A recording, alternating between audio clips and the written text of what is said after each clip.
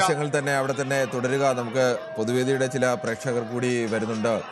നമ്മൾ യഥാർത്ഥത്തിൽ ഈ മറ്റൊരു വിഷയമായി ഇതുമായി ബന്ധപ്പെട്ട മറ്റൊരു വിഷയമായിരുന്നു എടുത്തത്. പക്ഷേ നമുക്ക് അത്തരം ചർച്ചകളിലേക്ക് ഈ സമയത്ത് പോകുന്നതിന് പ്രയാസമുണ്ട്. ബർമുഡയിൽ നിന്നും ശ്രീ പ്രദീപാണ് ചേരുന്നത്. ശ്രീ പ്രദീപ്, ശബരിമലയിൽ ഏറ്റേറെ വിവാദങ്ങളുണ്ടായെങ്കിലും ഇപ്പോൾ ദ്വാരപാലക ശില്പത്തിലെ സ്വർണ്ണപ്പാളികൾ പതിപ്പിക്കുകയാണ്.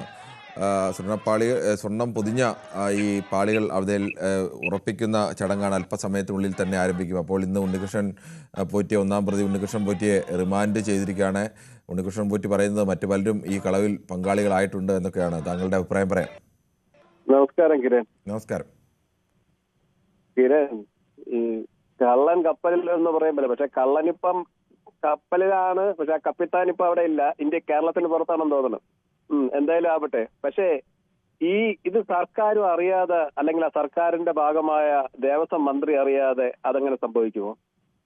ഒരിക്കലുമില്ല. കഴിഞ്ഞ 10 വർഷവും ഇടതുപക്ഷമാണ് കേരളത്തിൽ ഭരിക്കുന്നത്. അപ്പോൾ തീർച്ചയായിട്ടും അതിന്റെ മന്ത്രിമാരും, അതിന് മുന്നേ ഇരുന്ന മന്ത്രിയായാലും അല്ലെങ്കിൽ അതിന്റെ ദേവസ്വം ബോർഡ് പ്രസിഡന്റോ സെക്രട്ടറിയോ ആരൊക്കെ ഇതിലത്തെ ആരും അറിയാതെ ഒരു കാര്യവും സംഭവിക്കില്ല. ആരും അറിയാതെ എന്നൊന്നും നമ്മൾ പറയുന്നില്ല ശ്രീ പ്രദീപ്. അവർക്കെല്ലാം ധാർമ്മികമായ ഉത്തരവാദിത്തമുണ്ട്. ദേവസ്വം ബോർഡ് മെമ്പർക്കായാലും തന്ത്രിക്കായാലും എല്ലാം ഇതിൽ ധാർമ്മികമായ മാത്രമല്ല അതിനപ്പുറത്തെ ഉത്തരവാദിത്തങ്ങളൊക്കെ അവരുണ്ട്. ഇവരൊന്നും അറിയാതെ അവിടുത്തെ ഒരു കാര്യവും ചെയ്യാനാവില്ല. എല്ലാത്തിനും തന്ത്രിയുടെ അനുവാദവും കാര്യങ്ങളും ഒക്കെ വേണ്ടതാണ്. അതെ, തന്ത്രി ഉൾപ്പെടെ അറിഞ്ഞുകൊണ്ട് തന്നെ ആയിരിക്കുന്നതാണ് എന്റെ വിശ്വാസം. കാരണം അതിനകത്ത് ഇതൊന്നും ഒരു ഒളിച്ച കാര്യമല്ലല്ലോ. പക്ഷെ എന്നിട്ട് ഇത്രയും കപടമായി ഓരോരോ സേവനം ചെയ്യുന്നു, അതിനെത് പറയുന്നു. എന്തായാലും എനിക്കറിയില്ല, ദേവനെയും മോട്ടിക്കുന്നു, നാട്ടുകാരെയും മോട്ടിക്കുന്നു, സകലതും മോട്ടിച്ചിട്ട് ഇവർക്ക് കഴിയുന്നില്ല. എന്തായാലും ഒരു 4-5 മാസത്തോടെ നമുക്ക് സഹിക്കാം. Thank you. ശരി, ഓക്കെ. താങ്കൾ അതിലെ രാഷ്ട്രീയത്തെക്കുറിച്ചാണ് പറഞ്ഞത്. എന്തായാലും ശബരിമലയിലെ ദ്വാരപാലക ശില്പത്തിൽ സ്വർണം പൂശിയ പാളികൾ ഘടിപ്പിക്കുന്ന ചടങ്ങ് അല്പസമയത്തുള്ളിൽ തന്നെ ആരംഭിക്കും. അതിനുവേണ്ടിയുള്ള മറ്റ് പൂജകൾ ഒക്കെയാണ് ഇപ്പോൾ നടന്നുകൊണ്ടിരിക്കുന്നത്.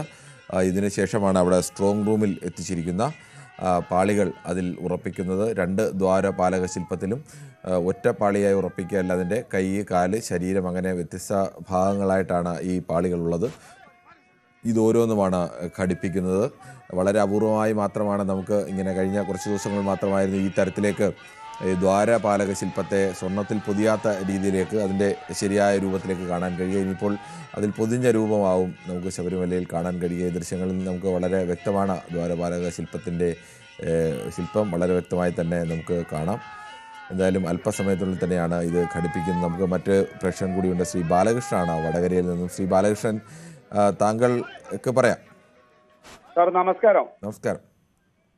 ഹലോ, നമസ്കാരം, പറഞ്ഞോളൂ. ഇന്നത്തെ ഈ ദിവസം തന്നെ നമ്മുടെ പോറ്റി ഉള്ളിലായാലും വളരെ സന്തോഷമുണ്ട് സാർ. പക്ഷെ സത്യത്തില് ഇതില് വലിയ സ്രാവുകൾ ഇനിയും പുറത്താണുള്ളത്. പോറ്റി വെറും ഒരു അസിസ്റ്റന്റ് ആണ് സാർ. ഇതില് വലിയ കാപാലികന്മാർ കുടുങ്ങാനുണ്ട്. അതിന് കേസിന്റെ വഴിക്ക് തന്നെ അയ്യപ്പൻ നടത്തിക്കും. അതാണ് ഭക്തജനങ്ങളുടെ വിശ്വാസം. ആ വിശ്വാസം തെളിയിക്കപ്പെടും ആരാണെന്ന് വെച്ചാൽ. പിന്നെ മുന്നൊരു പ്രേക്ഷകൻ പറയുന്നത് കേട്ടു, ഒരു 5 മാസം നമ്മൾ സഹിക്കേണ്ടി വരുമെന്ന്. അല്ല സാർ, സാറിന് തെറ്റിപ്പോയി. ഒരു 5 വർഷവും കൂടി നമ്മൾ ഈ സർക്കാരിനെ സഹിക്കേണ്ടി വരും. അത് യാതൊരു സംശയവും ഇല്ല. നിങ്ങൾ രണ്ടുപേരുടെയും പറച്ചിൽ കേട്ടാൽ തോന്നുമല്ലോ സർക്കാരാണ് അവിടെ നിന്ന് ഇതെല്ലാം ചെയ്തതെന്ന്. ആ സംശയം എന്താ സാർ? സർക്കാർ ഇതെന്താ വെള്ളരിക്കപ്പെട്ടണം? ദേവസ്വം ബോർഡ് സർക്കാരിന്റെ കീഴിലല്ലേ? ദേവസ്വം ബോർഡിലെ പ്രസിഡന്റ് നിയമിക്കുന്ന ശബരിമലയിലെ നിത്യ കാര്യങ്ങളും അവിടുത്തെ ദൈനംദിന കാര്യങ്ങളും ഒന്നും നോക്കുന്നത് സർക്കാർ നേരിട്ടല്ല. അവിടത്തേക്കുള്ള മറ്റ് അടിസ്ഥാന സൗകര്യങ്ങൾ ചെയ്തു കൊടുക്കുക, അവിടത്തേക്കുള്ള വികസന പദ്ധതികൾക്ക് വേണ്ടിയുള്ള പണം നൽകുക, അത് നടപ്പാക്കുക, റോഡ് വൃത്തിയാക്കുക, അങ്ങനെയുള്ള ജോലികളൊക്കെയാണ് സർക്കാർ ചെയ്യുന്നത്. ബാക്കി അവിടുത്തെ കാര്യങ്ങൾ ദ്വാരപാലക ശില്പം ഇളക്കണോ അല്ലെങ്കിൽ അത് അവിടെ സ്വർണം പൂശണോ എന്നൊക്കെ തീരുമാനിക്കുന്നത് ശബരിമലയിൽ ദേവസ്വം ബോർഡിന് വേണമെങ്കിൽ അധികാരമുണ്ട്, അല്ലെങ്കിൽ ഉത്തരവാദിത്തമുണ്ട് എന്ന് പറയാം. അവിടുത്തെ തന്ത്രിയും ദേവസ്വം ബോർഡും ഒക്കെ ചേർന്നാണ് അത്തരം കാര്യങ്ങളൊക്കെ എടുക്കുന്നത്.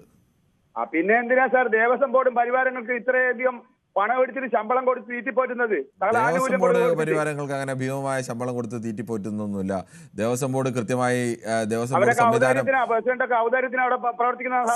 ശ്രീ ബാലകൃഷ്ണൻ, ശബരിമല പോലെ ഒരു ക്ഷേത്രമുള്ളതുകൊണ്ടും കേരളത്തിൽ ദേവസ്വം ബോർഡ് സംവിധാനമുള്ളതുകൊണ്ടുമാണ് 100 കണക്കിന് വരുന്ന മഹാഭൂരിപക്ഷം വരുന്ന ആളുകളുടെ, ഭക്തരുടെ ഭാഷയിലൊക്കെ പറഞ്ഞാൽ അന്തിത്തിരി കത്തിക്കാൻ പോലും വകയില്ലാത്ത ക്ഷേത്രങ്ങളിലെ അടക്കം അവിടെ പൂജകൾ നടക്കുന്നതും അവിടെയൊക്കെ പൂജാരിമാരുള്ളതും അവിടെയൊക്കെ കാര്യങ്ങൾ നടക്കുന്നതുമൊക്കെ ഈ ദേവസ്വം ബോർഡ് എന്ന് പറയുന്ന സംവിധാനമുള്ളത് കൊണ്ടാണ്. അല്ലാതെ അവിടേക്ക് ശബരിമലയിലേക്കും മറ്റു സ്ഥലങ്ങളിലേക്കുമൊക്കെ കാണിക്ക ഇടേണ്ട എന്ന് പറഞ്ഞ് ക്ഷേത്രങ്ങളെയും അവിടുത്തെ ജീവനക്കാരെയും ആകെ പട്ടിണിയിലാക്കാനും ആരും ഈ സംവിധാനത്തെ തകർക്കാനും ശ്രമിക്കുന്ന ആളുകളല്ല ഇതൊക്കെ സംരക്ഷിച്ചു പോരുന്നത് എന്നത് കൂടി താങ്കൾ മനസ്സിലാക്കണം. അല്ല, വളരെ സംരക്ഷണ. മറ്റുള്ളിടത്തിൽ അന്തിത്തിരി കത്തിക്കാൻ ദേവസ്വം ബോർഡിന്റെ ഫണ്ടിൽ നിന്ന് എടുത്തല്ലേ കൊടുക്കുന്നത്. പിന്നെ അല്ലാതെ ആരുടെ ഫണ്ടിൽ നിന്ന് എടുത്താണ് കൊടുക്കുന്നത്? അല്ല, ഇപ്പൊ ഈ നിലനിൽക്കുന്ന സർക്കാർ ദേവസ്വം ബോർഡിനെയും ശബരിമലയെ സംരക്ഷിക്കാൻ മുമ്പ് ചെയ്തത് 2018-ലും 2019-ലും ചെയ്തത് ഇവിടുത്തെ ജനങ്ങൾക്ക് അറിയാം. അവിടെ വൃത്തിയായ രീതിയിൽ ശബരിമല പോലെ ഒരു ക്ഷേത്രത്തിൽ നന്നായി കാര്യങ്ങൾ നടക്കുന്നത്, ഭക്തർക്ക് സുഗമമായി എത്തിച്ചേരാൻ കഴിയുന്നതും അവർക്ക് സുഗമമായി ദർശനം നടത്തി മടങ്ങിപ്പോകാൻ കഴിയുന്നതുമുള്ള സംവിധാനങ്ങൾ, റോഡ് മുതൽ ബസ് മുതൽ മറ്റെല്ലാ സൗകര്യങ്ങളും, ഈ സൗകര്യങ്ങളെല്ലാം ഒരുക്കുന്നത് കേരളത്തിലെ സർക്കാരുകളാണ്. കേരളത്തിൽ മാറി മാറി വരുന്ന സർക്കാരുകളാണ്.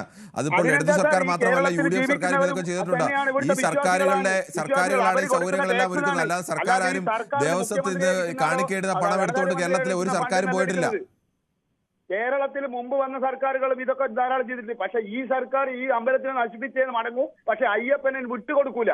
ശരി, എന്തായാലും താങ്കളുടെ അഭിപ്രായം അങ്ങനെ. എന്തായാലും ഈ സർക്കാരായാലും ഒരു സർക്കാരും ശബരിമലയുടെ വികസന കാര്യത്തിൽ അവരുടെ സർക്കാരിന്റെ പണം, പൊതു ഖജനാവിൽ നിന്നുള്ള പണം അങ്ങോട്ട് ചെലവഴിച്ചല്ലാതെ ശബരിമലയിൽ നിന്ന് നയാ പൈസ എടുത്ത് ഒരു സർക്കാരും ഒരു മറ്റു കാര്യങ്ങൾക്ക് വേണ്ടി ഒന്നും വിനിയോഗിച്ചിട്ടില്ല എന്ന അടിസ്ഥാന പാഠമെങ്കിലും ശ്രീ ബാലകൃഷ്ണൻ അറിഞ്ഞിരിക്കുന്നത് നല്ലതായിരിക്കും. നമുക്ക് ഇടയ്ക്ക് വീണ്ടും നമ്മുടെ റിപ്പോർട്ടർ VV അരുണിലേക്ക് ഒരിക്കൽ കൂടി പോകേണ്ടതുണ്ട്. അരുൺ, എങ്ങനെയാണ് ഈ സ്ട്രോങ് റൂമിൽ നിന്ന് ഇവർ ഇത് കൊണ്ടുവരുന്നത്? എന്താ, എനിക്ക് ദൃശ്യങ്ങൾ വ്യക്തമല്ല. സ്ട്രോങ് റൂമിൽ നിന്ന് ഈ പാളികൾ, ദ്വാരപാലക ശില്പത്തിൽ പൊതിയാനുള്ള പാളികൾ കൊണ്ടുവരാൻ ഉള്ള തുടക്കമായോ?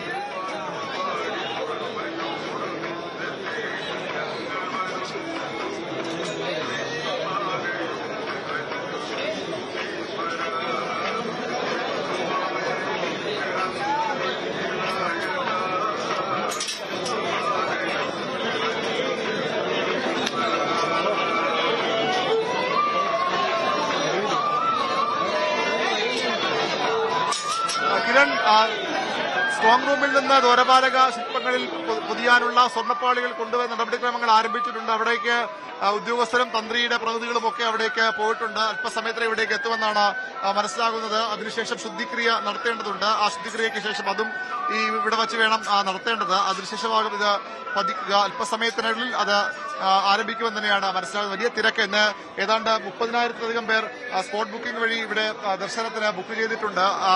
അത്രയധികം ആളുകൾ ഇന്ന് സാധാരണ ഉച്ചയ്ക്ക് ശേഷം ഇവിടെ എത്തേണ്ടതാണ്. അതുകൊണ്ട് തന്നെ നല്ല തിരക്ക് ഇവിടെ അനുഭവപ്പെടുന്നുണ്ട്. ആളുകൾക്ക് ദർശനത്തിന് അസമാന രീതിയിലാകും ഇവിടെ ഈ ചടങ്ങുകൾ നടക്കുക. വരുന്ന ആളുകൾക്ക് അത് കാണാനുള്ള സൗകര്യം കൂടി ഒരുക്കിയിട്ടുമുണ്ട്.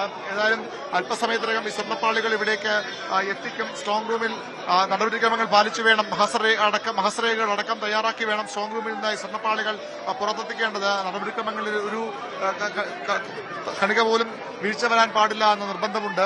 കൃത്യമായ ഹൈക്കോടതി നിരീക്ഷണം ഇപ്പോൾ ഈ വിഷയങ്ങളിലുണ്ട്. ശബരിമല ഓരോ കാര്യങ്ങളിലും ആ നിരീക്ഷണമുണ്ട്. അതുകൊണ്ട് തന്നെ ആ രീതിയിലുള്ള ക്രമീകരണങ്ങൾ ആണ് ഒരുക്കിയിട്ടുള്ളത്. അതിനുവേണ്ടി ഉദ്യോഗസ്ഥരും അതുപോലെ തന്നെ തന്ത്രിയുടെ പ്രതിനിധികളും ഒക്കെ ശബരിമല ക്ഷേത്രത്തിന്റെ ഈ ശ്രീകോവിലിന്റെ പിൻവശത്തുള്ള സ്ട്രോങ് റൂമിലേക്ക് പോയിട്ടുണ്ട്. അവിടെ നിന്ന് അല്പസമയത്തിനകം ഇവിടേക്ക് എത്തിക്കും. 4 മണിക്ക് തന്നെ ഇത് ആരംഭിക്കും. നട തുറന്നാൽ തൊട്ടു പിന്നാലെ ഇത് ആരംഭിക്കുമെന്നായിരുന്നു നേരത്തെയുള്ള അറിയിപ്പ്. പക്ഷേ ഇനിയും ചടങ്ങുകൾ ബാക്കിയാണ്. ശ്രീകോവിലിനുള്ളിലെ പൂജകൾ പുരോഗമിക്കുകയാണ്. യോഗനിദ്രയിൽ നിന്ന് അയ്യപ്പനെ ആ യോഗനിദ്രയിൽ നിന്ന് മാറ്റി മറ്റ് ചടങ്ങുകൾ ചെയ്യേണ്ടതുണ്ട്, പൂജകൾ ചെയ്യേണ്ടതുണ്ട്. ആ രീതിയിലുള്ള ഒരുക്കലുകൾ നടത്തേണ്ടതുണ്ട്. അതിനുശേഷമാണ് സ്ട്രോങ് റൂമിലേക്ക് തന്ത്രിയും അതുപോലെ തന്നെ മേൽശാന്തിയുടെ പ്രതിനിധിയും ഒക്കെ പോയിട്ടുള്ളത്. അല്പസമയത്തിനകം സ്വർണ്ണ പാളികളുമായി അവർ ഇവിടേക്ക് എത്തി ഈ സ്വർണം പതിക്കൽ നടപടികളിലേക്ക് കടക്കും. ഇന്ന് തന്നെ ഇത് നട തുറക്കുന്ന ദിവസം തന്നെ ചെയ്യാനായിരുന്നു തന്ത്രിയുടെ അനുമതി, ഹൈക്കോടതിയുടെ നിർദ്ദേശവും അതുതന്നെയായിരുന്നു. അതിന്റെ അടിസ്ഥാനത്തിലാണ് ഇന്ന് ഈ ചടങ്ങുകൾ നടത്താൻ തീരുമാനിച്ചത്. അല്പസമയത്തിനകം ഈ സ്വർണ്ണപ്പാളികൾ പതിക്കൽ ചടങ്ങ് ആരംഭിക്കും. 14 പാളികളാണ് ഇത് 2 ദ്വാരപാലക ശില്പങ്ങളിലുമായി പതിക്കേണ്ടത്. 12 എണ്ണമാണ് ചെന്നൈയിൽ അറ്റകുറ്റപ്പണികൾക്കായി കൊണ്ടുപോയത്. അവ തിരികെ കൊണ്ടുവന്ന് പതിക്കുന്ന ചടങ്ങാണ് അല്പസമയത്തിനകം ആരംഭിക്കാൻ പോകുന്നത്. VV അരുണാണ് സന്നിധാനത്ത് നിന്നുള്ള വിവരങ്ങൾ നൽകുന്നത്. നമുക്ക് മറ്റ് പ്രശ്നങ്ങളിലേക്ക് കൂടി പോകേണ്ടതുണ്ട്. ശ്രീ ദിവാകരനാണ് തലശ്ശേരിയിൽ നിന്നും. ശ്രീ ദിവാകരൻ, ഇന്നിപ്പോൾ ഉണ്ണികൃഷ്ണൻ പോറ്റി അദ്ദേഹത്തെ റിമാൻഡ് ചെയ്തിരിക്കുകയാണ്. ഉണ്ണികൃഷ്ണൻ പോറ്റി പുറത്തിറങ്ങി വന്നപ്പോൾ മാധ്യമങ്ങളോട് പറഞ്ഞത് തന്നെ കുടുക്കിയതാണ്, ആ കുടിക്കവരുടെയൊക്കെ പേര് പറയുമെന്നാണ്. എന്തായാലും ഇതുവരെ പുറത്തു വന്ന തെളിവുകളുടെ അടിസ്ഥാനത്തിൽ പുള്ളി കള്ളനാണെന്നല്ല, പെരുങ്കള്ളനാണ് എന്ന് തന്നെ പറയേണ്ടി വരും. മറ്റ് ചിലർ കൂടിയൊക്കെ ഉണ്ടായില്ലേ ഇത്തരമൊരു വലിയ കള്ളത്തരത്തിന് പിന്നിൽ?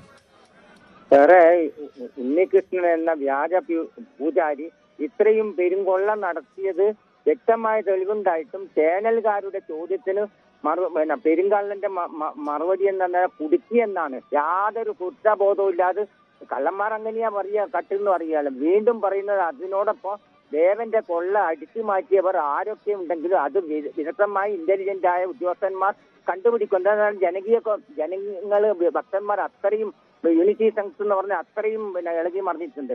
കള്ളന് ചൂട്ടുപിടിക്കുന്ന വക്കീലന്മാരുടെ കുരുട്ടുബുദ്ധിയിൽ കള്ളനെ നിരപരാധിയാക്കാൻ ശ്രമിക്കുന്നത് ഖേദകരമാണ്. അതായത് ഗോവിന്ദസ്വാമിനെ രക്ഷപ്പെടുത്തി ഈ വക്കീലന്മാർക്കെന്താ ഒരു ഇതില്ലേ, ജനകീയ കോടതിയിലെ വലിയ കാര്യം. ഈ കള്ളന് ചൂട്ടുപിടിക്കാൻ കുറെ വക്കീലന്മാർ എഴുതിയിട്ടുണ്ട്. കള്ളന്മാർക്ക് നമ്മൾ ക്ലിയർ ആക്കുകയല്ല നോക്കേണ്ടത്.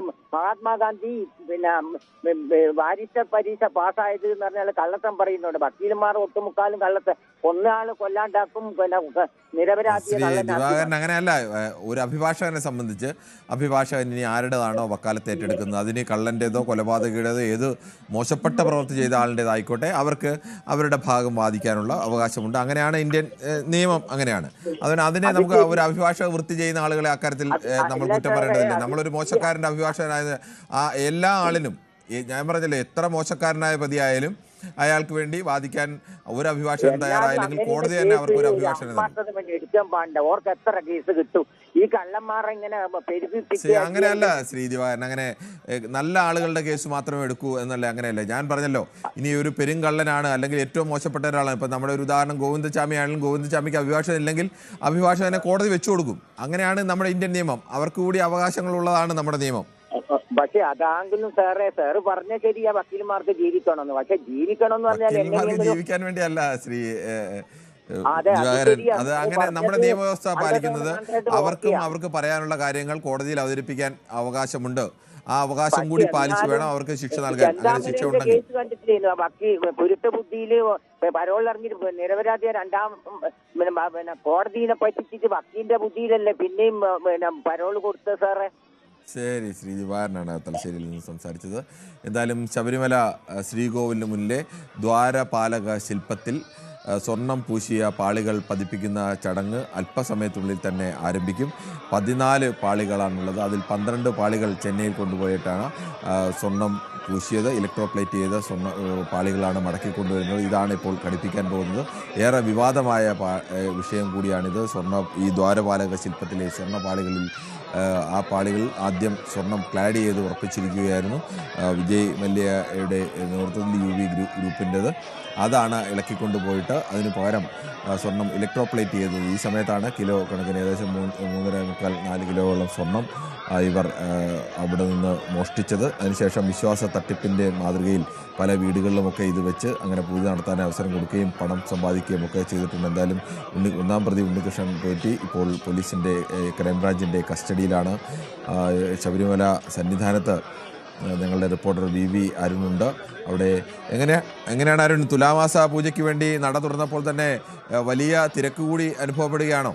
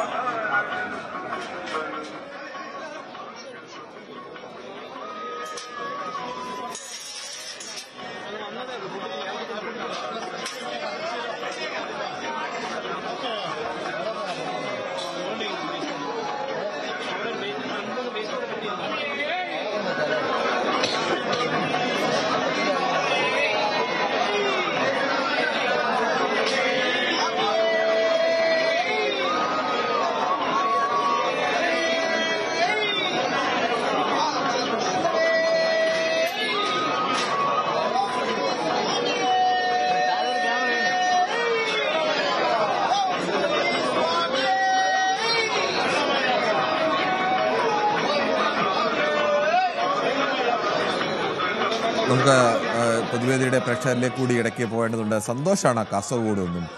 ശ്രീ സന്തോഷ്, ഇന്ന് ഉണ്ണികൃഷ്ണൻ പോറ്റി പറയുന്നത് തന്നെ കുടുക്കിയതാണ് എന്നൊക്കെയാണ്. എല്ലാ കള്ളന്മാരും അത്തരത്തിലൊക്കെയാണ് പ്രതികരിക്കുന്നത്. പക്ഷേ ഈ ഇങ്ങനെ ഒരു വലിയ തട്ടിപ്പ്, ഒരു വിശ്വാസ തട്ടിപ്പും സ്വർണ്ണ തട്ടിപ്പും എല്ലാം കൂടെ ചേർന്ന് നടത്തണമെങ്കിൽ മറ്റ് പല പ്രധാനപ്പെട്ട ആളുകളുടെയും ഒക്കെ ഒത്താശയോ ഒക്കെ ഇതിന് ലഭിച്ചു കാണുമല്ലോ. സ്വാഭാവികമായും ഈ കൊള്ള മുതലിൻ്റെ വിഹിതവും അവർക്ക് കിട്ടിക്കാണുമല്ലോ. അങ്ങനെയൊക്കെ ഉണ്ടാകാനുള്ള സാധ്യതയുണ്ടോ? എനിക്ക് പറയാനുള്ളത്, അവിടെ ശ്രീനിവാസൻ സിനിമയിൽ പറഞ്ഞ പോലെ അവിടെ പാല് കാച്ചൽ, ഇവിടെ മരണം. അതേ പറഞ്ഞ പോലെ അവിടെ ഇപ്പം അവിടെ സ്വർണ്ണപ്പാളി പിന്നെ അവിടെ വെക്കുമ്പോൾ ഇവിടെ അഴിക്കുള്ളിൽ നമ്മളെ പോറ്റി. ഇത് കുടുക്കിയത് ആരാണ്? അയ്യപ്പൻ തന്നെയാണ് കുടുക്കിയത്. കാരണം ഇവിടെ ഒരു കേസ് വന്നപ്പോ ഈ പിന്നെ ഉണ്ണികൃഷ്ണൻ പോറ്റി തന്നെ പറഞ്ഞു ഞാൻ കൊടുത്തൊരു പീഠം കാണാനില്ല അല്ലെ. ഉണ്ണികൃഷ്ണൻ പോറ്റിയുടെ വായിൽ തന്നെ വരുന്നത്. ഇതൊന്നും ചെറിയൊരു കളിയല്ല. ഇതിപ്പം അവിടെയുള്ള ഉദ്യോഗസ്ഥര് ചെയ്തപ്പോ അത് വീഴ്ച, ഉദ്യോഗസ്ഥന്മാർ ചെയ്യുമ്പോൾ വീഴ്ച, ബാക്കിയുള്ളവർ അതെന്തെങ്കിലും എടുത്തു കഴിഞ്ഞാൽ അത് കള്ളത്തരം, കള്ളൻ അല്ല. ഇവരും കട്ടതാണ്, കള്ളന്റെ ലിസ്റ്റിൽ തന്നെയാണ് അവരും വരേണ്ടത്, അല്ലാണ്ട് വീഴ്ചയോ ഒന്നുമല്ല. ഇതിലിപ്പം വലിയ പ്രാവുകൾ ഇനിയും വരും സാറ്, ഒരു സംശയമില്ല. ഇനിയും മുൻപോട്ട് പോകുമ്പോൾ പല ആൾക്കാരും ദേവസ്വം നേരത്തെ മെമ്പർമാരടക്കം ഇതിൽ വരും, അത് ഉറപ്പാണ്. ഇത് സത്യം തെളിയുക തന്നെ ചെയ്യും. ഇത് എത്ര നശിപ്പിക്കാൻ നോക്കിയാലും സത്യം തെളിയും.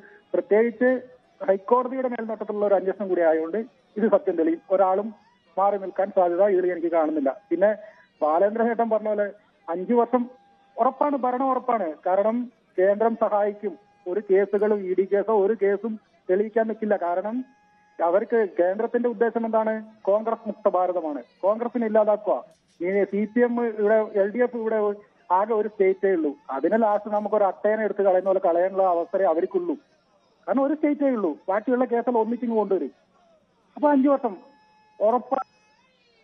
ബാലകൃഷ്ണേട്ടൻ പറഞ്ഞ പോലെ ഇത് അമിത്ഷായുടെ തന്ത്രമാണെന്ന് പറഞ്ഞാല് ശരിയാണ്. ആ ചാണക്യന്റെ തന്ത്രം തന്നെയാണ്. ഇപ്പൊ ഒരു ഇതുണ്ടല്ലോ, നമുക്കറിയാലോ പിണറായിയുടെ മകന്റെ കേസൊക്കെ എങ്ങനെയാ വന്നതെന്നുള്ളത് ഒന്നും പുറത്തേക്ക് വന്നില്ലല്ലോ. ലാസ്റ്റ് ED എല്ലാം വരും അടുത്ത 5 വർഷം കൂടെ ഭരിക്കുമ്പോ. കോൺഗ്രസ് ഇല്ലാതാവണം, പിന്നെ ഭാരതമുക്തമാവണം എന്ന ഒറ്റ ലക്ഷ്യം മാത്രമേ BJPക്കുള്ളൂ. CPM എങ്ങനെയായാലും ഒരു സ്റ്റേറ്റേ ഉള്ളൂ, അതിനെ എങ്ങനെയായാലും എടുത്ത് കളയാന്ന് അവർക്ക് തന്നെ അറിയാം. ശരി, താങ്കളുടെ അഭിപ്രായം വ്യക്തമാണ്. ശ്രീ സന്തോഷ്. ശ്രീ വിജയനാണ്, കൊല്ലത്തു നിന്നാണ് വിളിക്കുന്നത്. ശ്രീ വിജയൻ, ഈ ശബരിമലയിൽ ഉണ്ണികൃഷ്ണൻ പോറ്റി പറയുന്നത് ഉണ്ണികൃഷ്ണൻ പോറ്റിക്ക് കുടുക്കിയതാണ് എന്നൊക്കെയാണ് പറയുന്നത്. എന്തായാലും ഉണ്ണികൃഷ്ണൻ പോറ്റി ഒറ്റയ്ക്കാവില്ല ഈ വലിയ തട്ടിപ്പ് നടത്തിയത്, മറ്റ് പലരും ഇതിന് പിന്നിലുണ്ട് എന്നൊക്കെ എന്തായാലും സ്വാഭാവികമായും കരുതേണ്ടി വരും. അങ്ങനെയുള്ള സാധ്യത എത്രത്തോളമാണ്? നമസ്തേ. നമസ്തേ സാറേ, അത് ഉണ്ണികൃഷ്ണൻ പോറ്റി പറഞ്ഞ കണക്ക് തന്നെയാണ് സംഭവം. ഇതിന്റെ പിന്നിലൊക്കെ ഒരുപാട് ആളുകളുണ്ട്. ഇതിനൊരു വകുപ്പ് മന്ത്രിയുണ്ട്, ഇതിനൊരു ദേവസ്വം ബോർഡുണ്ട്. സങ്കലമാക്കി ഈ ശബരിമലയിൽ ഇങ്ങനെ ഒരു സംഭവം ഉണ്ടായിട്ട് ഇതിപ്പോ 2022 തൂക്കൊക്കെ കുറവുണ്ടെന്നും 2 കിലോയോ 3 കിലോ 4 കിലോയോ സ്വർണം കുറവുണ്ടെന്ന് പറഞ്ഞിട്ട് ഒരു നടപടി എടുക്കാതെ ഈ ഗവൺമെന്റ് ഇത്രയും കാലം ഇങ്ങനെ കൊണ്ടുപോയത് ഇവർക്കും ഇതിനകത്ത് പങ്കുണ്ടെന്ന് തന്നെ വിശ്വസിക്കേണ്ടി വരും സാറേ. ശരി, താങ്കളുടെ അഭിപ്രായം വ്യക്തമാണ്. ശ്രീ വിജയൻ. ശ്രീ ചന്ദ്രൻ നായരാണ് തിരുവനന്തപുരത്ത് നിന്നും. ശ്രീ ചന്ദ്രൻ നായർ, ഈ ശബരിമലയിലെ സ്വർണ്ണപ്പാളി മോഷണത്തിൽ, ആ തട്ടിപ്പിൽ, വിശ്വാസ തട്ടിപ്പും സ്വർണ്ണ തട്ടിപ്പും എല്ലാം കൂടി ചേർന്ന ഈ സംവിധാനത്തിൽ മറ്റു പലർക്കും പങ്ക് കാണില്ലേ? കിരൺ സാർ, ശബരിമലയിലെ ദൃശ്യങ്ങൾ ലൈവായിട്ട് കണ്ടുകൊണ്ട് തന്നെ ഒന്ന് സംസാരിക്കാൻ കഴിഞ്ഞത് വളരെയേറെ സന്തോഷമുണ്ട്. അതായത് വിശ്വാസികൾ നൽകിയ സ്വർണം മോഷ്ടിച്ച് അതിന്റെ പ്രധാന ആളാണ് നമ്മുടെ പോറ്റി. ഏതായാലും അദ്ദേഹം തന്നെ ഒരു പീഠത്തിന്റെ കാര്യത്തിലൂടെ സത്യം പുറത്തേക്ക് കൊണ്ടുവന്നു. അതൊരു മഹാഭാഗ്യമായിട്ട് ഞാൻ കാണുന്നു. ഏതായാലും നല്ല അന്വേഷണ ഉദ്യോഗസ്ഥന്മാരും നല്ല രീതിയിലുള്ള അന്വേഷണ ഉദ്യോഗസ്ഥന്മാരുണ്ട്, അവരന്വേഷിക്കട്ടെ സാർ. നമുക്ക് ഈ കാര്യം വീണ്ടും വീണ്ടും ചർച്ച ചെയ്യാം. Okay sir. ശരി, താങ്കളുടെ അഭിപ്രായം വളരെ വ്യക്തമാണ്. ശ്രീ ചന്ദ്രൻ നായർ. നമ്മുടെ റിപ്പോർട്ടർ അരുൺ അവിടെ നിന്ന് വീണ്ടും ചേരുന്നുണ്ട്. അരുൺ, ഈ ചടങ്ങുകൾ അല്പസമയത്തിനുള്ളിൽ തന്നെ ആരംഭിക്കുമോ, അതോ എന്താണ് അവിടുത്തെ ഒരു അവസ്ഥ?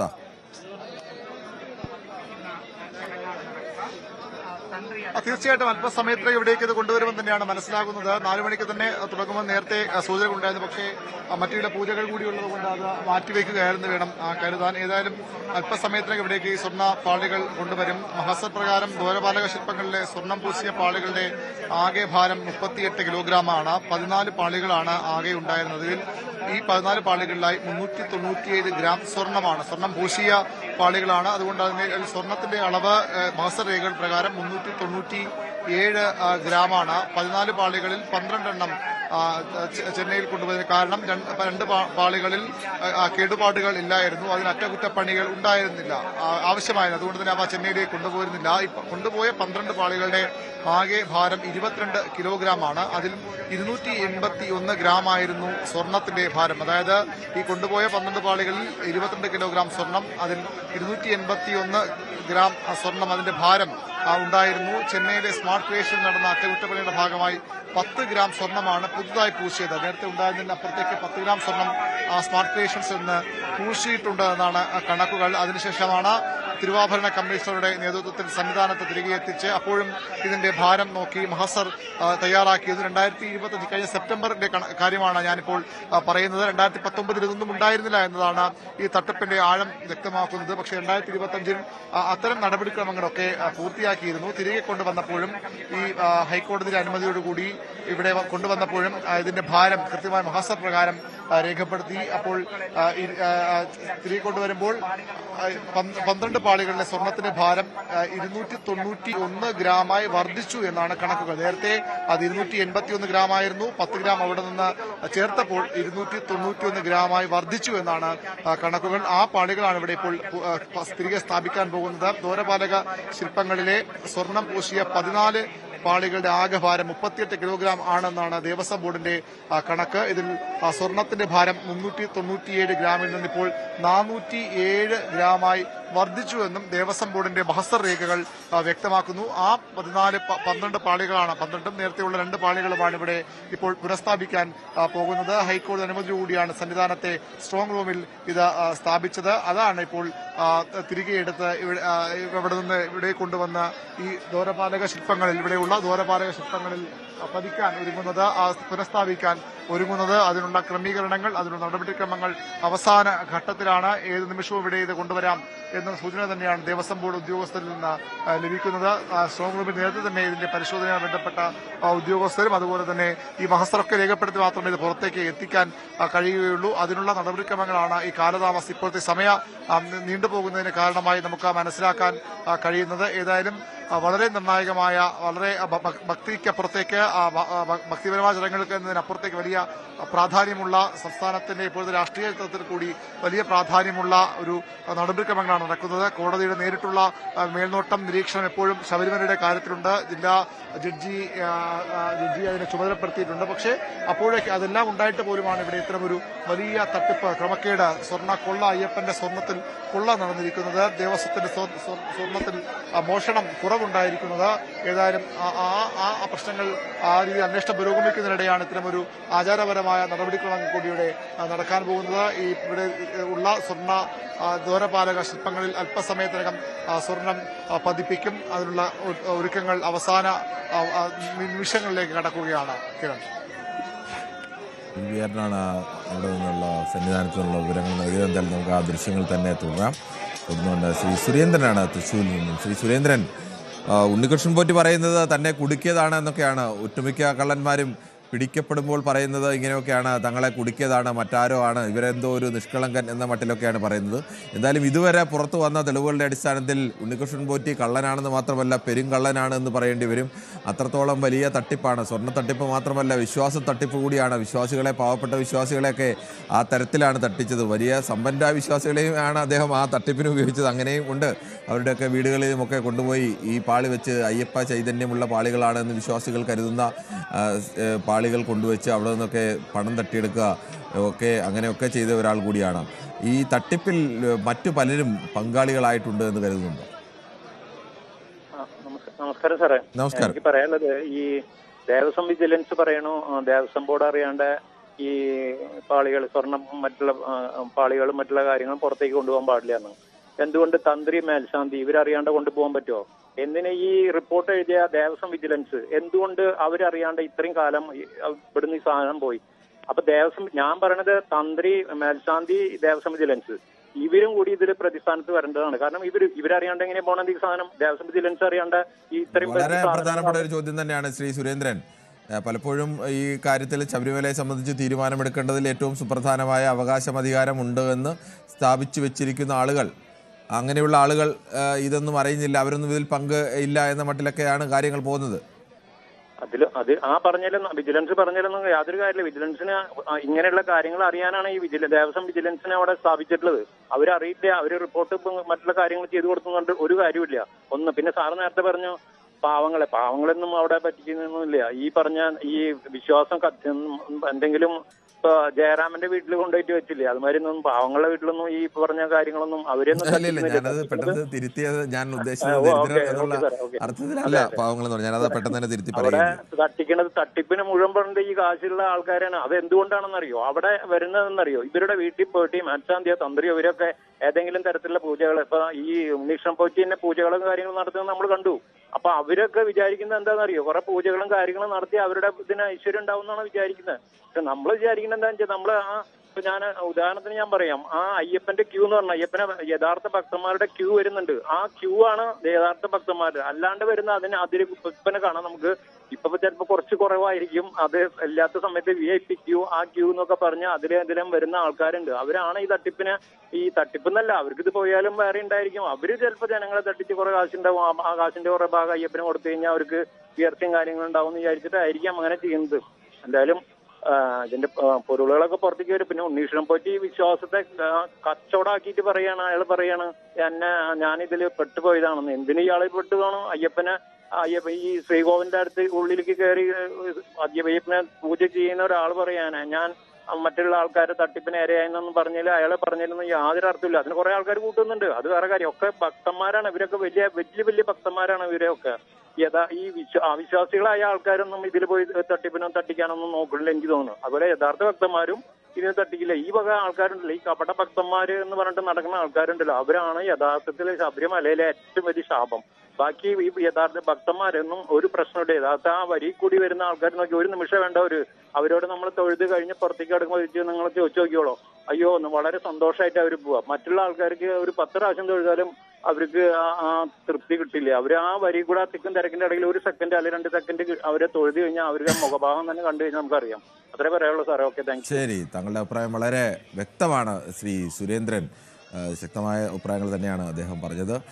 ശ്രീ ഇടയം മുരളിയാണ്, കൊല്ലത്ത് നിന്നാണ് വിളിക്കുന്നത്. ശ്രീ ഇടയം മുരളി, ഈ ശബരിമലയിലെ തട്ടിപ്പിൻ്റെ പുറത്തു വരുന്ന വിവരങ്ങളുടെ അടിസ്ഥാനത്തിലാണെങ്കിൽ അതൊരു വമ്പൻ സ്വർണ്ണത്തട്ടിപ്പ് മാത്രമല്ല, ഒരു വിശ്വാസ തട്ടിപ്പ് കൂടിയാണ്. ശബരിമലയിലെ ചൈതന്യം ഉൾക്കൊള്ളുന്നു എന്ന് കരുതുന്ന ശബരിമലയിലെ പ്രധാനപ്പെട്ട സാധനങ്ങളൊക്കെ പല പ്രധാന സമ്പന്നന്മാരുടെയും വീടുകളിൽ കൊണ്ടുവച്ച് പൂജ നടത്തുക, അതിൻ്റെ ഭാഗങ്ങൾ തന്നെ അത് തന്നെയാണോ ഇപ്പോഴിരിക്കുന്ന പാളികൾ എന്നതുപോലും ഉറപ്പില്ല. അതിന് മറ്റാർക്കെങ്കിലും മറിച്ച് വിറ്റോ?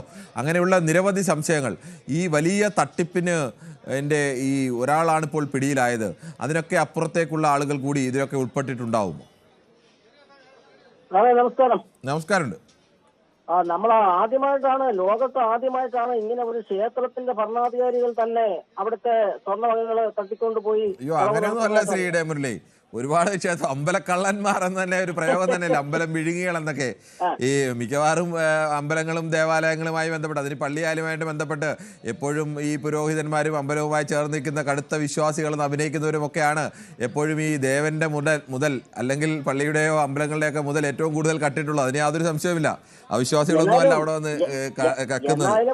എന്നാലും ഒരു ക്ഷേത്രത്തിന്റെ വാതായനങ്ങൾ ഇളക്കിക്കൊണ്ട് പോവാന്ന് പറഞ്ഞാൽ അത് അപാരം തന്നെ. അതിനെ എങ്ങനെ പേര് പറയണമെന്ന് തന്നെ നമുക്ക് അറിയാൻ വയ്യ. പിന്നെ നമ്മൾ ഈ ശബരിമലയെ കുറിച്ച് ചിന്തിക്കുമ്പോൾ ഒരു കാര്യം ഓർക്കേണ്ട, ലക്ഷക്കണക്കിന് കുടുംബങ്ങളെ തീറ്റിപ്പോറ്റുന്ന ഒരു മഹനീയ പ്രസ്ഥാനമാണ് ശബരിമല. അത് നമ്മൾ എപ്പോഴും ഓർക്കുന്നില്ല, പലരും ഓർക്കുന്നില്ല.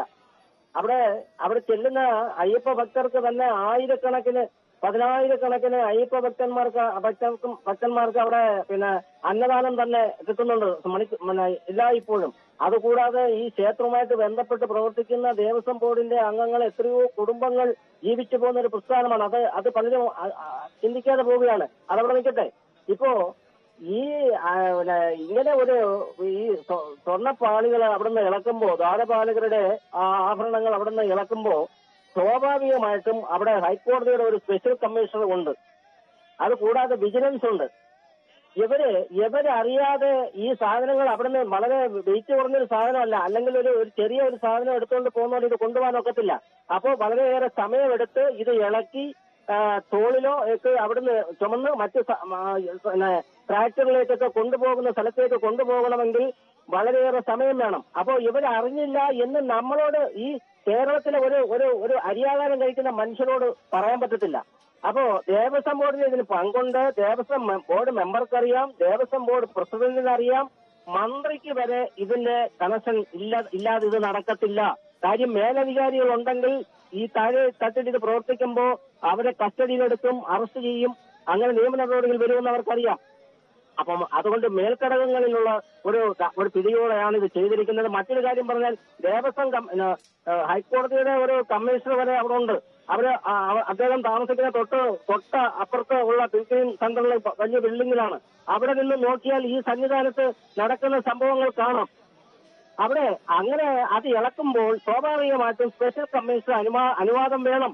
ആ അനുവാദം വേണമെന്ന് നല്ലവണ്ണം അറിയാമെന്ന ദേവസ്വം ബോർഡ് എന്തുകൊണ്ട് അറിയിക്കാതെ ഇത് ഇളക്കുവാൻ സാങ്ഷൻ കൊടുത്തു? അപ്പൊ ഇതിന്റെ ഉത്തരവാദി ദേവസ്വം ബോർഡല്ലേ സാറേ? സാർ പറയൂ, ദേവസ്വം ബോർഡല്ലേ ഇതിന്റെ ഉത്തരവാദി?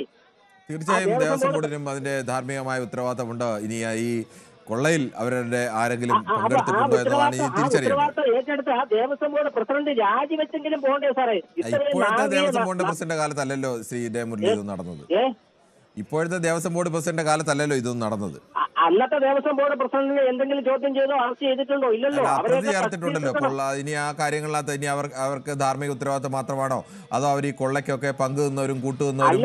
ഇങ്ങനെ ഒരു ഉണ്ണികൃഷ്ണൻ പോറ്റി എന്ന് പറയുന്ന ഒരു വ്യക്തിക്ക്, അയാൾ എത്ര കൗശലക്കാരനായാലും എത്ര പെരുങ്കള്ളനായാലും അയാൾക്ക് ഈ കള്ളത്തരങ്ങളൊക്കെ നടത്താൻ അവസരമൊരുക്കിയ മറ്റു പല ആളുകൾ കൂടി എന്തായാലും ഈ സംവിധാനത്തിലൊക്കെ ഉണ്ട്.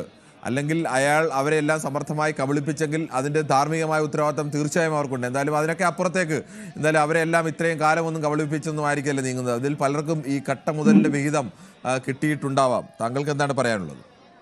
നമസ്കാരം. നമ്മൾ ഈ ശബരിമല വിഷയം ഇപ്പം പൊതുവേദിയിൽ പലവട്ടം ചർച്ച ചെയ്ത വിഷയമാണ്. അതെ, കഴിഞ്ഞ രണ്ടു മൂന്ന് ആഴ്ചകളായിട്ട്. അതിൽ ആദ്യത്തെ ചർച്ചയിൽ ഞാൻ പങ്കെടുക്കുമ്പോൾ ഞാൻ പറഞ്ഞിരുന്നത്, അന്നത്തേക്ക് ഇതുപോലെ നമ്മളെ കുറെ അഭ്യൂഹങ്ങളിൽ കൂടെ ഒക്കെ ഇങ്ങനെ അവതാരം ഇങ്ങനെ പോയിരുന്നു, അങ്ങനെ ആയിക്കൂടെ ഇങ്ങനെ ആയിക്കൂടെ എന്നൊക്കെ വിളിച്ചവരും ഇങ്ങനെ കുറെ കാര്യങ്ങൾ പറഞ്ഞു. അപ്പൊ ഞാൻ പറഞ്ഞു, കാര്യങ്ങളൊക്കെ തെളിഞ്ഞു വരും, ചെമ്പ് തെളിയാൻ ദിവസങ്ങൾ എടുക്കും. ഒരു 2-3 കൂടുതൽ കാര്യങ്ങൾ അറിയാൻ പറ്റുമല്ലോ, അതുവരേക്ക് നമുക്കൊന്ന് ക്ഷമിച്ചുകൂടെ എന്നായിരുന്നു അന്നത്തെ ചർച്ചയിൽ ഞാൻ പങ്കെടുക്കുമ്പോൾ ഏറ്റവും ഒടുവിൽ പറഞ്ഞ സെന്റൻസ്. ഇപ്പോഴിതാ അന്ന് ഞാൻ പറഞ്ഞതുപോലെ തന്നെ കാര്യങ്ങൾ ഇങ്ങനെ തെളിഞ്ഞു വരികയാണ്. ഇതിന്റെ തുടക്കം എവിടെയായിരുന്നു? തുടക്കം അയ്യപ്പന്റെ ഇത് ശോഭ കെടുത്താൻ വേണ്ടി ഒരു പാര വയ്ക്കാമെന്ന് വെച്ച് തുടങ്ങിയ ഒരു പരിപാടിയാണ്. ഈ സർക്കാരിനെ എതിർക്കുന്നവരും അതിന് കൂട്ടുനിൽക്കുന്നവരും കൂടി തുടങ്ങി വെച്ച പിണറായി സർക്കാരിനെ എങ്ങനെയെങ്കിലും ഒന്ന് താഴ്ത്തി കെട്ടാമെന്ന് വിചാരിച്ച് തുടങ്ങിയതാണ്. അവിടെ ഒരു പീഡം കാണാനില്ലെന്ന് പറഞ്ഞായിരുന്നു തുടക്കം. ആ തുടക്കം അവസാനം എവിടെ ചെന്ന് അവസാനിക്കുന്നു ഇപ്പൊ നോക്കിക്കോളൂ. അപ്പൊ അന്ന് ഈ പോറ്റിയെ സപ്പോർട്ട് ചെയ്ത ആൾക്കാരുണ്ടല്ലോ, അന്ന് പോറ്റി പറഞ്ഞതിനെ ന്യായീകരിച്ചും സർക്കാരിനെ കുറ്റപ്പെടുത്തിയും പറഞ്ഞ ആൾക്കാരൊക്കെ ഇപ്പൊ എന്താ പറയാ? അപ്പൊ അവരെ കൂടെ ചോദ്യം ചെയ്യണം, അവർക്ക് കൂടെ അതെല്ലാം ശരിയാണ്. പക്ഷേ ഈ ഇടത് സർക്കാരിന്റെ കാലത്തു തന്നെയാണ്, ദേവസ്വം ബോർഡുകളുടെ കാലത്ത് തന്നെയാണ് ഇതൊക്കെ നടന്നിരിക്കുന്നത്. എന്തായാലും ഇവരാരും അറിയാതെ, അവിടെ തന്ത്രിയുണ്ട്, അവിടെ ദേവസ്വം ബോർഡ് അംഗങ്ങളുണ്ട്, ദേവസ്വത്തിന്റെ തിരുവാഭരണ കമ്മീഷണർ മുതലുള്ള പ്രധാനപ്പെട്ട ഉദ്യോഗസ്ഥരൊക്കെ ഉണ്ട്. ഇവരാരും അറിയാതെ ഈ ഉണ്ണികൃഷ്ണൻ പോറ്റി എന്ന ഒരാൾ ഒറ്റയ്ക്ക് ഇത്രയും വലിയ കള്ളങ്ങൾ കാണിച്ചു എന്ന് എന്തായാലും കരുതാനാവില്ലല്ലോ. അപ്പോൾ അവർക്കെല്ലാം ഒന്നുകിൽ ധാർമ്മികമായ ഉത്തരവാദിത്തമുണ്ട്, അല്ലെങ്കിൽ ഈ കൊള്ളയുടെ മുതൽ അവരിൽ പലരും പങ്കുപറ്റിയിട്ടുണ്ട്. ഈ അവതാരകൻ ഇത് ഈ 4 മണി മുതൽ തുടങ്ങിയ പോലെ ഇതേ സെന്റൻസ് പല പ്രാവശ്യം പറഞ്ഞില്ലേ? അത് ശരിയല്ലേ? എനിക്ക് അത് അങ്ങനെ അല്ല എന്ന് മറ്റെന്തെങ്കിലും സെന്റൻസ് പറയാൻ കഴിയുമോ? അതേ സെന്റൻസ് പിന്നെ റിപ്പീറ്റ് ചെയ്യണ്ട. ഞാൻ ഈ ചോദ്യങ്ങൾ വിളിച്ച പലരോടും താങ്കൾ ചോദിക്കുന്നത് ഞാൻ കേട്ടു. അത് ഇനി അത് റിപ്പീറ്റ് ചെയ്യണ്ട, ഞാൻ പറയാം. എന്നാ അതിനൊരു മറുപടി താങ്കൾ പറയൂ. ഞാൻ അതിലേക്കല്ലേ അതിലേക്ക് വരട്ടെ. അതായത് നമ്മൾ ഏതൊരു ദേവാലയത്തിൽ പോയാലും, പള്ളിയിലായാലും അമ്പലത്തിലായാലും, നമ്മൾ വിചാരിക്കുന്നത് ഇവിടെ നിൽക്കുന്ന ഈ സ്ഥാപനം നടത്തിക്കൊണ്ട് പോകുന്ന അമ്പലമായാലും പള്ളിയായാലും നടത്തിക്കൊണ്ട് പോകുന്ന ആൾക്കാരും അവിടുത്തെ പുരോഹിതരുമാണ് ഏറ്റവും വലിയ ഭക്തരെന്നാണ് നമ്മൾ വിചാരിക്കുക. അപ്പൊ അവരെയാണ് നമ്മൾ ഏറ്റവും കൂടുതൽ വിശ്വസിക്കുന്നത്. കാരണം ദൈവത്തിന് നമുക്ക് ഇതിലേക്ക് ആ വഴിക്കൊന്നും അന്വേഷണമോ ഒരാളുടെ വാചകം പോലും പോകുന്നില്ലല്ലോ ശ്രീകൃഷ്ണൻകുട്ടി. ഞാനൊന്ന് പറയട്ടെ, താങ്കൾ വിശദീകരിക്കുന്നതുകൊണ്ടാണ് ഞാൻ ചോദിച്ചത്. താങ്കളുടെ പോലും വാചകം പോലും ആ വഴിക്കെങ്ങും പോകുന്നേ ഇല്ലല്ലോ. അങ്ങനെ നമ്മൾ വിശ്വസിക്കാൻ ഏൽപ്പിക്കുന്ന ആൾക്കാര് ഇങ്ങനെ ചില കാര്യങ്ങൾ ചെയ്യുമെന്ന് നമ്മൾ വിചാരിക്കുന്നില്ലല്ലോ. അതുകൊണ്ട് ദേവസ്വം ബോർഡിന്റെ എന്ന് പറയുന്ന ആൾക്കാരൊക്കെ, ദേവസ്വം ബോർഡ് മെമ്പർമാരൊക്കെ അവിടെ ചെല്ലുമ്പോ അവർക്ക് ഏതാണ്ട് 2-3 വർഷത്തേക്കുള്ള കാലാവധിയുള്ളൂ. അപ്പൊ അവിടെ നിൽക്കുന്നവരൊക്കെ ഭക്തശിരോമണികളാണെന്നും അവര് കാര്യങ്ങളൊക്കെ ഭംഗിയായും വൃത്തിയായും വെടിപ്പായും ഭക്തജനങ്ങൾക്ക് വേണ്ട പോലെയും വിശ്വാസം സംരക്ഷിച്ചും ചെയ്യുമോ എന്ന് വിചാരിച്ചുകൊണ്ടായിരിക്കുമല്ലോ ഈ ദേവസ്വം ബോർഡ് പ്രസിഡന്റൊക്കെ അവിടെ ചെല്ലുന്നത്. അപ്പൊ അങ്ങനെ വിശ്വാസിച്ച ആൾക്കാര് ചതിക്കുമെന്നുള്ള കാര്യം ഇല്ല. ഇപ്പോഴാണ് ഈ കാര്യങ്ങളൊക്കെ ചെമ്പ് തെളിഞ്ഞ് വെളിയിൽ വന്നിരിക്കുന്നത്. ഇപ്പൊ ഏതായാലും നമ്മുടെ കോടതി ഇതിനുവേണ്ടി തന്നെ തുനിഞ്ഞിറങ്ങിയിട്ടുണ്ട്. അന്വേഷണത്തിന് വേണ്ടിയിട്ട് നല്ല മിടുക്കന്മാരായ പോലീസ് ഓഫീസർമാരെ ഏൽപ്പിച്ചിട്ടുണ്ട്. ശ്രീകൃഷ്ണൻകുട്ടി, താങ്കളും അതിലേക്ക് വരുന്നില്ല. എന്തായാലും നമ്മുടെ ദീർഘമായ സമയം നൽകുമ്പോഴും അദ്ദേഹം ആ പോയിന്റിലേക്ക് വരുന്നില്ല. ഞാനത് ആവർത്തി ചോദിക്കുന്നതിനെ ചോദ്യം ചെയ്യുന്നുണ്ട്. എന്തായാലും ശരി, ഓക്കെ. ശ്രീ ബാലേന്ദ്രനാണ്, UP-യിൽ നിന്നാണ് വിളിക്കുന്നത്. ശ്രീ ബാലേന്ദ്രൻ, താങ്കൾക്ക് വേഗത്തിൽ പ്രതികരിക്കാം. നമസ്കാരം. ഞാനിതിൽ ഒന്നും പ്രതീക്ഷിക്കുന്നില്ല. കാരണം ഒന്നും സംഭവിക്കില്ല. കാരണം ഒരു വഴി കൂടെ പോകണവനോ ഇതിനെക്കുറിച്ച് ഒരു ബന്ധമില്ലാത്തവനോ ഒരു ഭക്തനല്ലാത്തവനോ ഒന്നും അതിൻ്റെ ഉള്ളിൽ കയറി കക്കാൻ പറ്റില്ല. ഇത് ഏറ്റവും നമ്പർ 1 ദൈവത്തിന്റെ ഏറ്റവും വലിയ 1-ാം നമ്പർ കാവലാൾ എന്ന് പറഞ്ഞ ആളുകളാണ്. ഇത് വലിയ സംഘമാണിത്. അവരൊന്നും തൊടാൻ ഒരാൾക്കും പറ്റില്ല. ഒന്നാമത്തത് നിങ്ങൾക്ക് തന്നെ എത്ര ദിവസം അത് കൊണ്ടു ഓടിക്കാൻ പറ്റും? 2 ദിവസം കഴിഞ്ഞാൽ വേറെ എന്തെങ്കിലും സാധനം വന്നു വെച്ചാൽ അതിന്റെ മുകളിൽ കയറും. ഒന്നും ചെയ്യാൻ പറ്റില്ല, ആർക്കും ഒന്നും ചെയ്യാൻ പറ്റില്ല. കാരണം ഇത് വലിയൊരു ചങ്ങലയാണ്. ആ ചങ്ങലിന്റെ ചെറിയ കണ്ണീമ തൊടുമ്പത്തി ആകെ സംഭവിക്കുക എന്ന് പറഞ്ഞാൽ ഈ ഉണ്ണികൃഷ്ണൻ പോറ്റിയുടെ ഈ സീസണിലെ ചെറിയൊരു വരുമാനത്തിലൊരു മുടക്കം തൊട്ടും. അതല്ലാതെ വേറെ ഒന്നും സംഭവിക്കില്ല. ശരി, താങ്കളുടെ അഭിപ്രായം വ്യക്തമാണ്. എന്തായാലും ശബരിമലയിലെ ദ്വാരപാലക ശില്പത്തിൽ സ്വർണം പൂശിയ പാളികൾ ഘടിപ്പിക്കുന്ന ചടങ്ങുകളാണ് അല്പസമയത്തിനുള്ളിൽ ആരംഭിക്കുക. 4 മണിയോടെയാണ് തുലാമാസ പൂജയ്ക്കായി അവിടെ നട തുറന്നത്. 100 കണക്കിന് ഭക്തന്മാർ അവിടെ ഇപ്പോഴും ദർശനം നടത്തിക്കൊണ്ടിരിക്കുകയാണ്. ആ ദ്വാരപാലക ശില്പത്തിൽ ഈ പാളികൾ ഉറപ്പിക്കാൻ വേണ്ടിയുള്ള മുന്നൊരുക്കങ്ങളാണ് ഇപ്പോൾ കാണുന്നത്, പ്രേക്ഷകർ കാണുന്നത്. അതിൻ്റെ അത് എവിടെ ഉറപ്പിക്കുന്നതിൻ്റെ സ്ഥലവും ഒക്കെ അവർ ഓരോരുത്തരായി പരിശോധിച്ചുകൊണ്ടിരിക്കുകയാണ്. എനിക്ക് തോന്നുന്നു അത് ഉറപ്പിക്കേണ്ട ആളുകളാണ്, അതിന് നിയോഗിക്കപ്പെട്ട ആളുകളാണ് ഇതിപ്പോൾ പരിശോധിച്ചുകൊണ്ടിരിക്കുന്നത് എന്നാണ് കരുതുന്നത്. എന്തായാലും അല്പസമയത്തിനുള്ളിൽ തന്നെ നമുക്ക് നേരിട്ട് തന്നെ ദൃശ്യങ്ങൾ കാണാം. അവിടെ എങ്ങനെയാണ് ഈ ദ്വാരപാലക ശില്പത്തിൽ, കൃഷ്ണശിലയിൽ തീർത്ത ഈ ദ്വാരപാലക ശില്പത്തിൽ ഈ പാളി പതിപ്പിക്കുന്നതെന്ന്. ആകെ 14 പാളികളാണുള്ളത്. ഒരു ദ്വാരപാലക ശില്പത്തിൽ 7 പാളിയും മറ്റ് ദ്വാരപാലക ശില്പത്തിൽ 7 പാളിയും. കൈയും കാലും ശരീരവും തലയുമൊക്കെ വേറെ വേറെ പാളികളായിട്ടാണ് ഇതിൽ ഉറപ്പിക്കുന്നത്. എന്തായാലും നമുക്ക് ഉടൻ തന്നെ കാണാം. എന്തായാലും നമ്മുടെ പൊതുവേദിയുടെ സമയം അവസാനിക്കുകയാണ്. പക്ഷേ നമ്മുടെ ഈ തത്സമയ സംപ്രേഷണം ഇനിയും തുടരും.